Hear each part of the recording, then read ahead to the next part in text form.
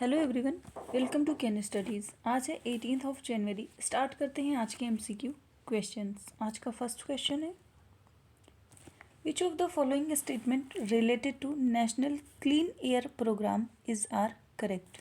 आपसे पूछा गया है कि नेशनल क्लीन एयर प्रोग्राम से संबंधित कौन सा कथन सही है। आपका फर्स्ट स्टेटमेंट है, central government in 2019 launch the NCAP that committed funds as well as set target for 131 of India's most polluted cities.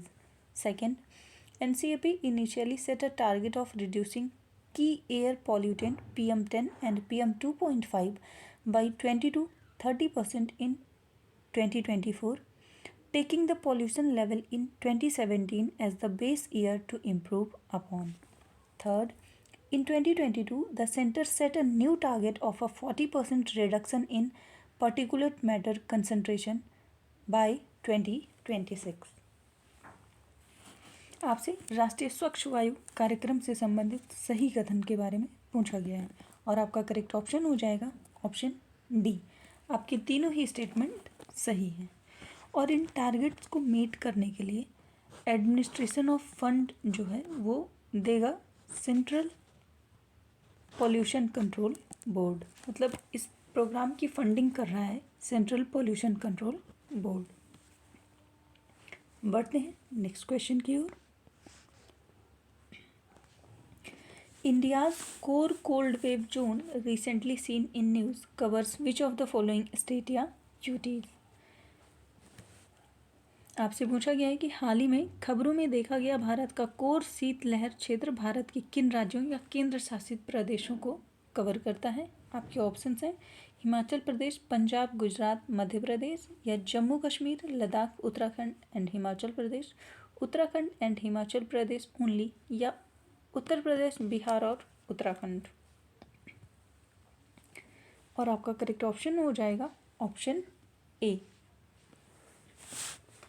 Cold wave है ये होता है rapid fall in the temperature within 24 hour to level requiring substantial increased protection to agriculture, industry, commerce and social activities. और cold wave कब declare करते हैं तो cold wave is declared when minimum temperature is 10 degree Celsius और below and is 4.5 degree Celsius less than normal for 2 consecutive days. जब ये condition बनती है तब हम कोल्ड वेव डिक्लेयर करते हैं। और कोर कोल्ड वेव जो जोन है वो कवर करता है 13 स्टेट्स और 2 यूटीज़ को। 2 यूटीज़ में दिल्ली और चंडीगढ़ शामिल हैं। इसके अलावा स्टेट्स की बात करें तो उसमें पंजाब, हिमाचल प्रदेश, उत्तराखंड, हरियाणा, राजस्थान, गुजरात, इसके साथ ही यूपी, बिहार, वेस्ट बंगाल, मध्य प्रदेश, छत्तीसगढ़, उड़ीसा और तेलंगाना इसके अंतर्गत आते हैं। बढ़ते हैं नेक्स्ट क्वेश्चन की ओर। Which of the following statement regarding Shukrayaan is incorrect. आपसे पूछा गया है कि शुक्रयान मिशन के संबंध में कौन सा कथन गलत है। आपका फर्स्ट स्टेटमेंट है, इसरोज वीनस मिशन कॉल्ड शुक्रयान-1 was expected to be launched in December 2024 but now may be postponed to 2031 due to COVID as per the Hindu report. Second, both US and the European Space Agencies have Venus mission planned for 2031 called Veritas and Envision respectively.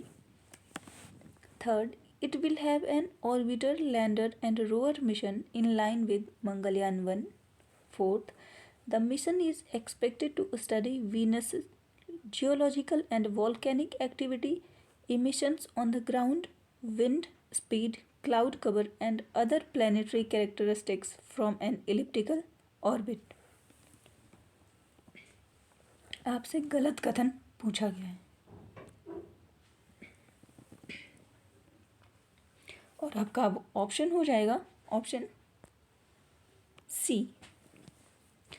जो शुक्रयान है it will be an orbiter mission and its scientific payload currently include a high resolution synthetic aperture radar and a ground penetrating radar. तो ये एक orbiter mission है। बाकी आपके तीनों ही statement सही हैं। बढ़ते हैं नेक्स्ट क्वेश्चन की ओर। Which of the following statement regarding Agnipath scheme is are incorrect. आपसे अग्निपथ से संबंधित गलत कथन पूछा गया है। आपका फर्स्ट स्टेटमेंट है, it is a short service scheme for Indian army to recruit young soldiers for 10 year. Second, one of the primary motive behind this scheme is to reduce the defense pension burden on union government.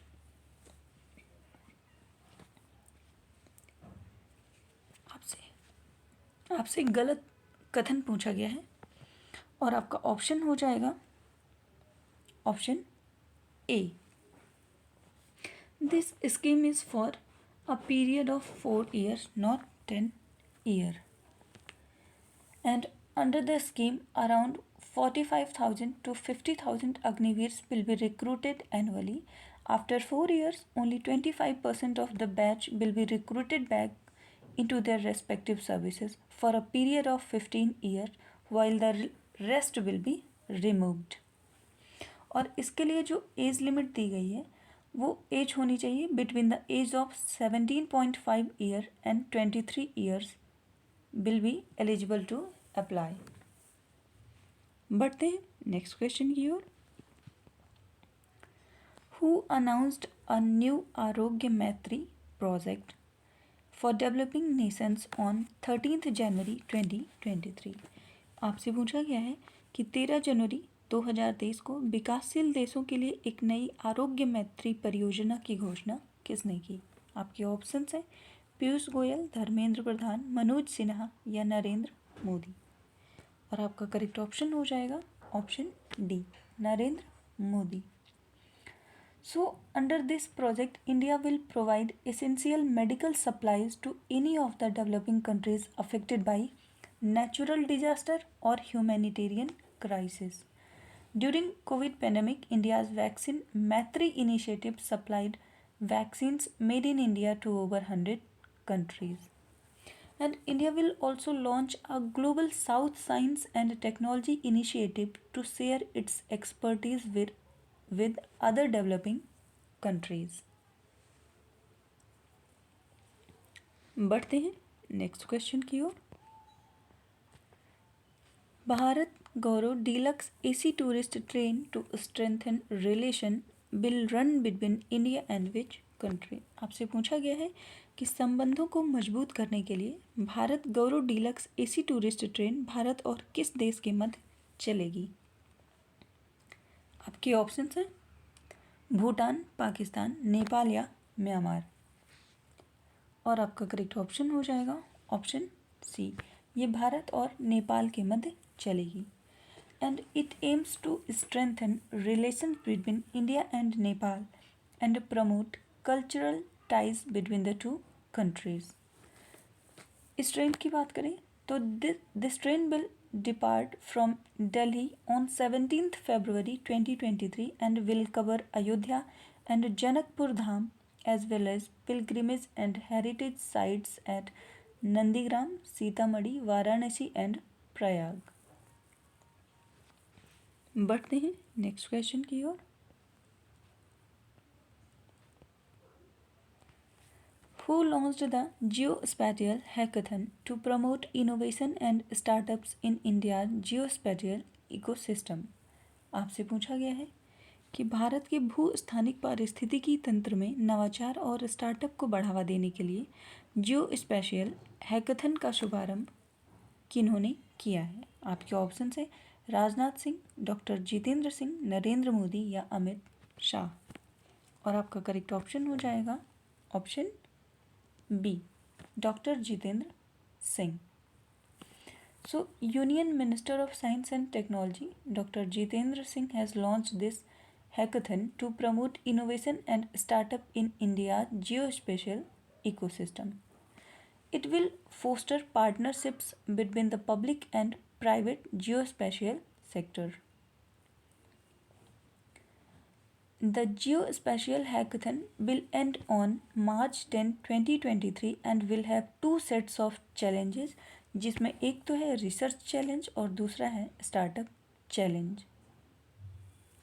इसका M है to promote partnership not only among the public and private geospatial sectors but also to strengthen our country's geospatial startup ecosystem. बढ़ते हैं next question की ओर. India announced the donation of 12,500 doses of pentavalent vaccine to which country on 15th January 2023. आपसे पूछा गया है कि भारत ने 15 जनवरी 2023 को किस देश को पेंटावैलेंट टीकों की 12,500 खुराक दान करने की घोषणा की है. आपके ऑप्शंस हैं ब्राज़ील, साउथ अफ्रीका, सूडान या क्यूबा. और आपका करेक्ट ऑप्शन हो जाएगा ऑप्शन डी. ये दान करने की घोषणा की गई है क्यूबा को.